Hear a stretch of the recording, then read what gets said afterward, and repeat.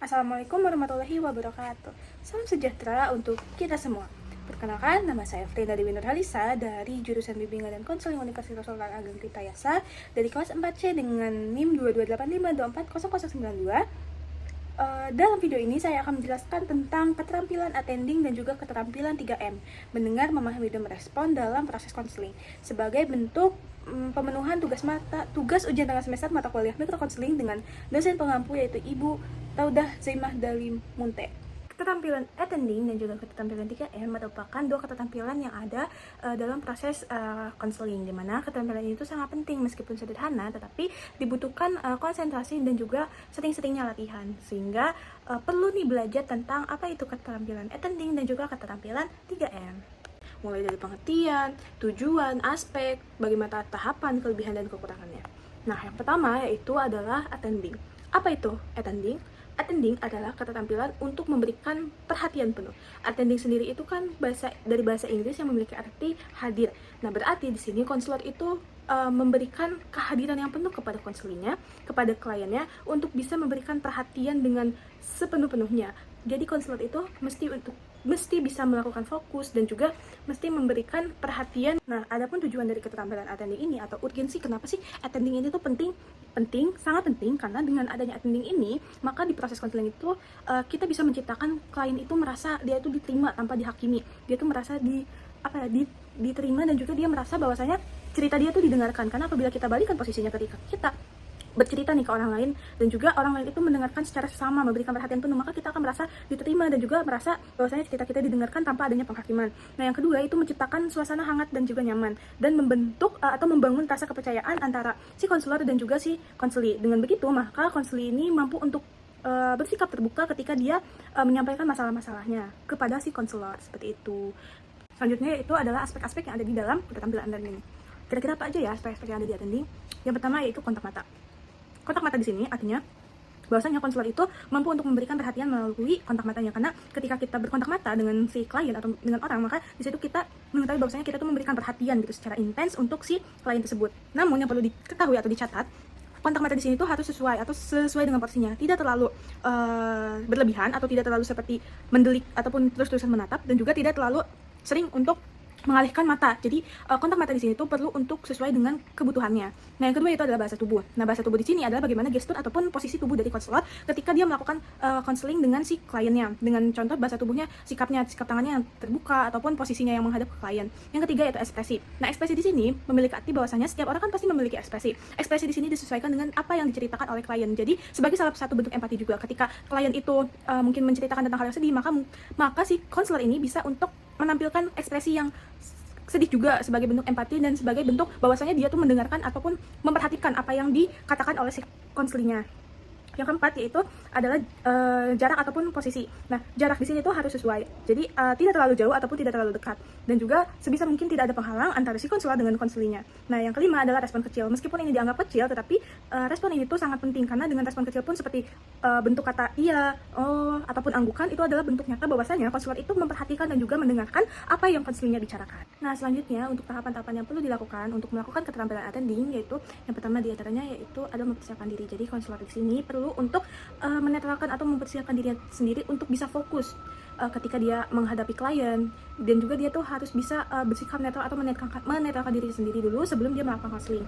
Yang kedua itu menyambut klien. Nah, ketika dirinya siap, maka dia perlu untuk menyambut klien dengan ramah, dengan senyum, dengan salam, sehingga sebagai bentuk first impression ataupun pertemuan yang baik gitu dengan klien. Yang ketiga yaitu membangun kontak. Nah, dengan setelah menyambut klien, maka perlu untuk membangun kontak seperti kontak mata, bahasa tubuh, dan juga memberikan perhatian penuh ketika si klien ini berbicara. Yang keempat yaitu mempertahankan perhatian. Jadi ketika kita sudah membangun kontak dan juga si klien ini sudah mulai untuk berbicara, untuk mencerita, maka kita perlu untuk mempertahankan perhatian, dimana kita terus fokus untuk memperhatikan dan juga fokus untuk mendengarkan cerita klien ini. Jadi konselornya itu jangan main HP ataupun jangan terdistraksi dengan hal-hal yang lain. Dan yang terakhir itu memberikan respon dengan seperti anggukan ataupun bentuk-bentuk ekspresi yang lainnya. Nah, adapun kelebihan dan kekurangan dari attending, yang pertama yaitu kelebihan membangun kepercayaan, membantu klien untuk lebih terbuka, dan juga menciptakan komunikasi yang efektif. Sedangkan untuk kekurangannya, yang pertama yaitu bisa terlihat tidak tulus apabila dilakukan secara dibuat-buat, dan jika dilakukan terus-menerus akan menciptakan suasana yang tidak nyaman. Selanjutnya adalah keterampilan 3M, yaitu mendengar, memahami, dan merespon. Apa itu? Pertama, kita akan membahas tentang mendengar. Apa itu mendengar? Mendengar adalah salah satu keterampilan konselor yang bukan hanya dia mendengar, tetapi lebih dalam dari itu, dia mampu untuk bisa memahami isi pembicaraan, emosi, ataupun perasaan yang dialami oleh si kliennya. Nah, biasanya keterampilan mendengar ini biasa disebut sebagai active listening, dengan tujuan yang pertama yaitu untuk menangkap informasi lebih dalam tentang konseli, dan juga untuk memahami permasalahan konselinya itu lebih utuh, dan untuk menghindari adanya kesalahpahaman, serta untuk membuat konselingnya itu merasa bisa dihargai. Karena ketika konseli atau si kliennya ini berbicara dengan kita mendengarkan secara aktif, itu maka konselingnya itu bisa untuk merasakan rasa diterima dan juga lebih dihargai. Adapun aspek-aspek yang ada pada keterampilan mendengar, diantaranya yang pertama yaitu mendengarkan isi cerita, yang kedua itu mendengarkan isi emosi ataupun perasaan, baik itu sedih, marah, ataupun takut, dan yang terakhir adalah mendengarkan isi perasaan yang tersirat. Contohnya ketika si konselingnya itu berbicara, saya capek gitu. Nah, bisa berarti ini adalah capek secara fisik, atau lelah secara fisik, ataupun lelah secara emosional. Nah, bagaimana tahapan-tahapan untuk melakukan keterampilan dari mendengar? Yang pertama itu kita perlu fokus kepada cerita konseli. Yang kedua, kita tidak memotong pembicaraan. Dan yang ketiga, mengamati bahasa tubuh, baik itu secara verbal ataupun non verbal, seperti gerak-gerik kliennya dan gestur dari si konselinya.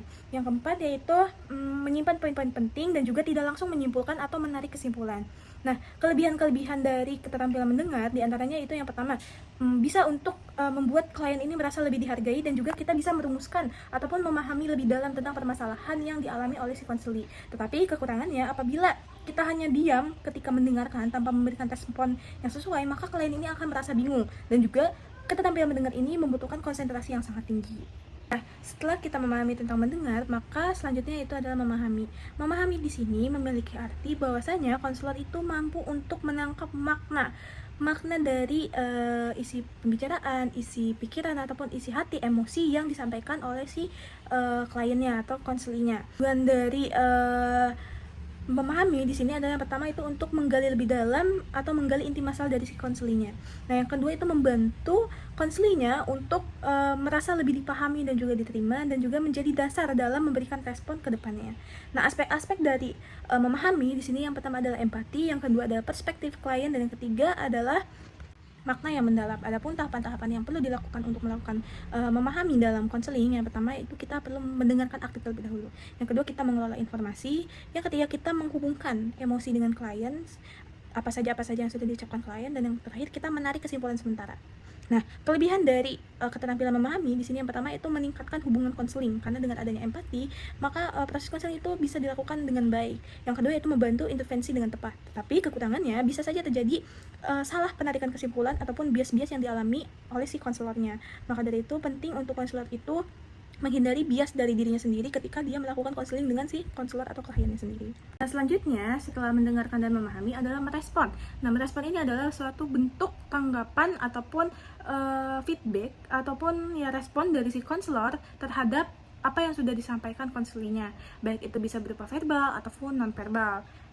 Dengan tujuan yang pertama untuk menampilkan bahwasanya konselor di sini itu mengikuti pembicaraan. Yang kedua, agar si konselinya itu atau si kliennya itu bisa mengeksplorasi masalahnya lebih lanjut, dan juga untuk memberikan arah dalam kegiatan si konseling ini. Nah, adapun aspek-aspek dari merespon yang pertama adalah bisa berupa verbal ataupun kata-kata seperti oh iya, oh baiklah, oh seperti itu. Adapun non verbal seperti gerakan tubuh mengangguk ataupun bentuk ekspresi wajah. Dan yang tiga adalah teknik-teknik merespon seperti klarifikasi ataupun pertanyaan balik. Nah, selanjutnya yaitu adalah tahapan-tahapan melakukan teknik atau keterampilan merespon. Pertama yaitu kita perlu untuk memahami dulu isi pembicaraannya. Dan setelah kita paham, maka kita perlu untuk menentukan respon yang akan kita sampaikan itu seperti apa. Nah, yang ketiga kita bisa menyampaikan responnya secara empatik, dan kita lihat bagaimana reaksi dari si konselor atau si kliennya.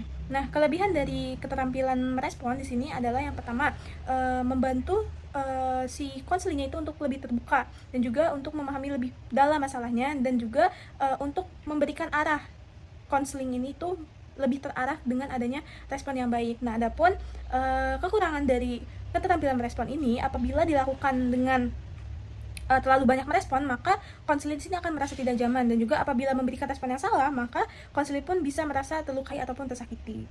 Nah, dari penjelasan kedua materi tadi, yaitu tentang attending dan juga tentang keterampilan 3M, kedua materi ini adalah merupakan fondasi awal atau fondasi utama dalam melakukan kegiatan atau konseling, dalam melakukan proses konseling, di mana ketika keterampilan attending ini itu bisa untuk membangun hubungan yang hangat dan juga nyaman antara si konseli dengan konselornya, sedangkan keterampilan 3M itu untuk membangun bagaimana komunikasi efektif ketika dalam sebuah proses konseling, sehingga dua-duanya ini, kedua materi ini tuh, kedua keterampilan itu sangat penting dan juga sangat dibutuhkan ketika melakukan proses konseling.